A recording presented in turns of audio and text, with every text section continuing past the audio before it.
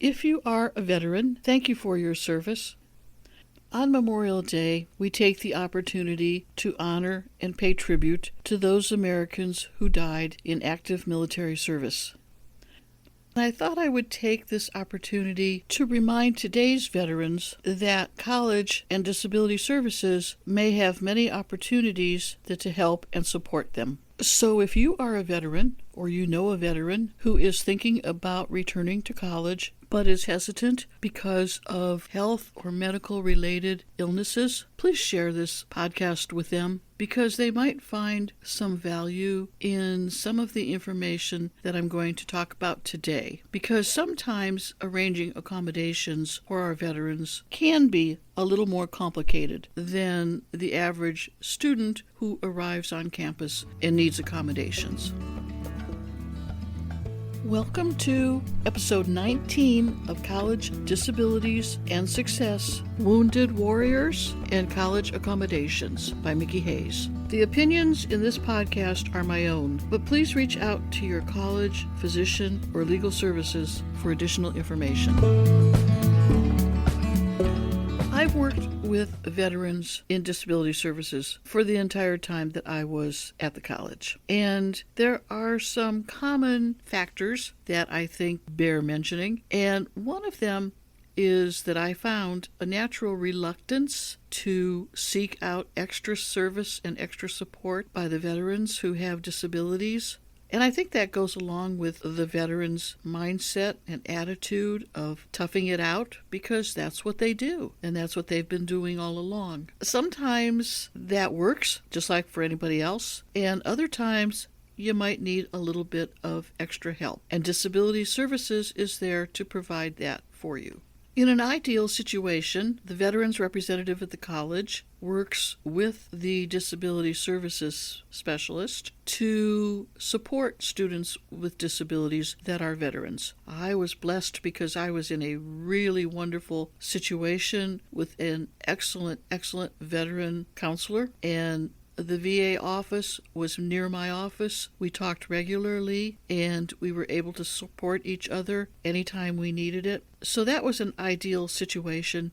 Not everybody is that lucky to have that great of an ideal situation. But regardless, the veterans representative or the veterans counselor and disability services counselor should be in touch with each other as needed. Now, I mentioned the natural reluctance to seek accommodations and to tough it out. And I get that. I do understand that. And I came across quite a few issues about confidentiality because veterans were often in situations that are very personal and private or unspeakably painful and nobody's business. And sometimes talking to disability services about their experiences can prove very daunting. It helps sometimes to remind the veterans that disability services at the colleges should be confidential, and your documentation and paperwork and everything else should be private. And when you talk to the faculty or anyone else regarding accommodations, you do not need to reveal your disability, the reason that you have these accommodations, just simply that you have them.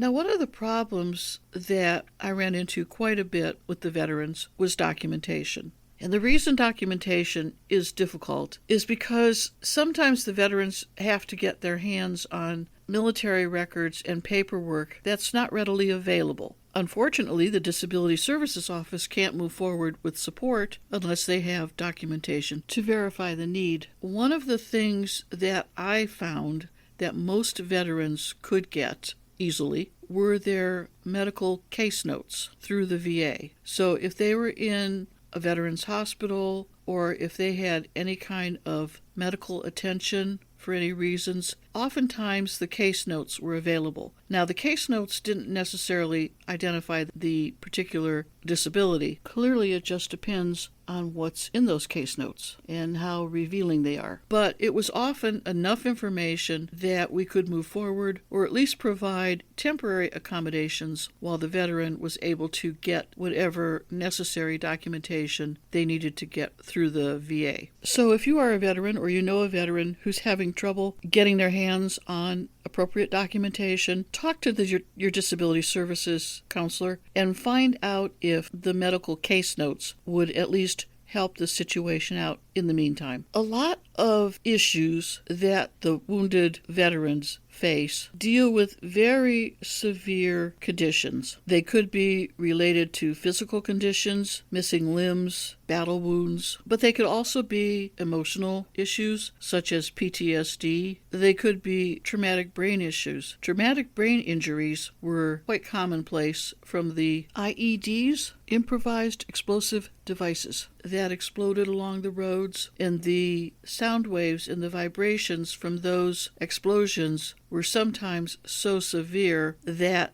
they literally shook the brain, and so TBI is not an uncommon problem. So veterans sometimes have really significant issues that disability services can accommodate. Now, if you are a veteran going to a disability services office for support, think about the best way your particular situation might be accommodated. For PTSD, it might be something as simple as the seat you choose, or the ability to just step out of the room for a few minutes and then come back in, depending on the class and depending on the situation. But sometimes the disabilities are so significant that they impact attendance. Now, disability-related absences is an accommodation. Any student with a disability, not necessarily only the veterans, but any student with a disability can get disability-related absences as an accommodation. Disability-related absences cannot fundamentally alter the course. And sometimes, if you miss too many classes, it does impact the information from the course. So there's a fine line between how much is too much. And it's a very difficult accommodation to substantiate and justify. And additionally, accommodations cannot be given retroactively. So you can't go back and say, I missed so many days because of my illness, now could you give me disability-related absences?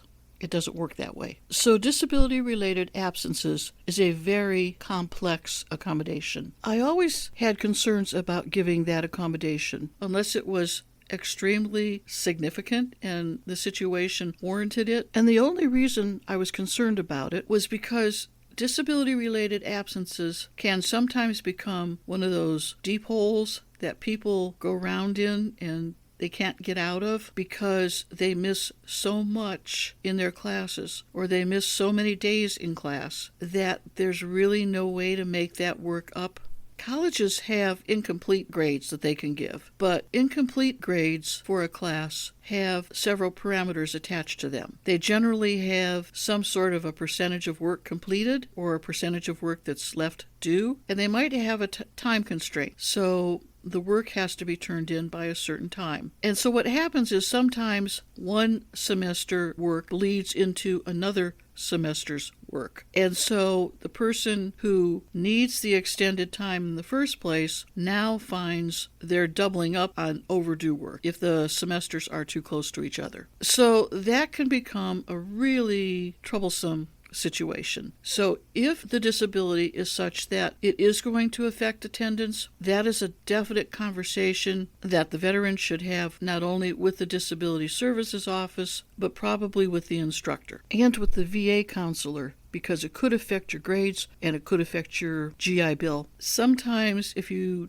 can take care of that situation ahead of time, you might be able to resolve the problem a whole lot easier. It's when things pile up and nothing's been done that it becomes a bigger issue. So the bottom line with any wounded warrior is to have conversations with their VA representative and have conversations with disability services counselor and find out the best support that can be available to that individual while still keeping within the parameters of the ADA guidelines. Because it can't, as we've said in the past, you can't alter the fundamental nature of the course. So you can't just skip things. And so that's why conversations like this become so very important. I have had students on occasion talk to the professor and see if they could sit in on a different class so they could still have their doctor's appointment or whatever they needed and not miss any class time. Or sit and talk to the professor and have the professor give them the information that they needed for the class. You have to think about creative ways that you might still be able to get the information without impacting the course and the work you have to do. I hope you found today's podcast valuable and the information that I shared worthwhile. Our veterans deserve as much support